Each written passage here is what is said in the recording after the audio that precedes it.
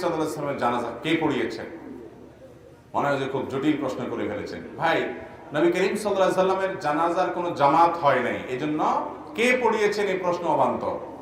তার জানাজাটা সবাই যার যার মতো ব্যক্তিগতভাবে পড়েছেন। তার লাশ রাখা ছিল, একজন একজন করে পড়ে পড়ে চলে গেছে। এখন প্রশ্ন হলো, কেন তার জানাজার জামাত হয়নি? কেন ইমামতি করে সবাই মিলে পড়েন নাই? এর অনেক কারণ থাকতে পারে। মুহাদ্দিসিন ইকরাম, মুহাক্কিক উলামা ইকরাম বিভিন্ন রকমের তাদের গবেষণার ফল তারা প্রকাশ করেছেন তখনকার বিভিন্ন প্রেক্ষাপট, বিভিন্ন বর্ণনার আলোকে। তার মধ্যে একটা হলো নবী করিম সাল্লাল্লাহু আলাইহি সাল্লামের যে শ্রেষ্ঠত্ব, তার যে বড়ত্ব, তিনি যতদিন বেঁচে ছিলেন কোনোদিন তার সামনে কেউ ইমামতি করেনি।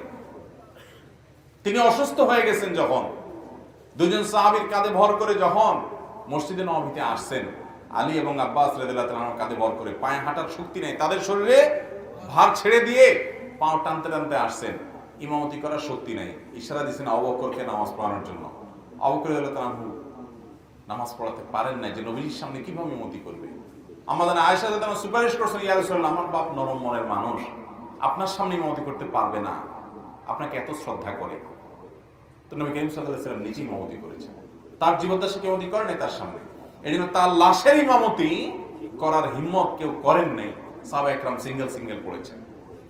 আর অনেক কারণ আছে নবী সাল্লাল্লাহু আলাইহি ওয়াসাল্লামের বড়ত্বের কারণে, যে তার সামনে জানাজা দিয়ে সবাই আপনার নামাজ পড়বে, ইমামতি করবে কেউ, এই সাহস কারোর হয় না তার বড়ত্বের কারণে। এই জন্য আলাদা আলাদা নামাজ হয়েছে। কিন্তু এটা ঠিক ঐতিহাসিকভাবে সুপ্রমাণিত যে নবী করিম সাল্লাল্লাহু আলাইহি ওয়াসাল্লামের জানাজার জামাত হয় নাই। অনেকে বলে ওনার জানাজা হয় নাই, এটা ভুল। জানাজা হয়েছে, কিন্তু জানাজা হয়েছে সিঙ্গেল সিঙ্গেল। কথা কি বুঝাতে পারছি?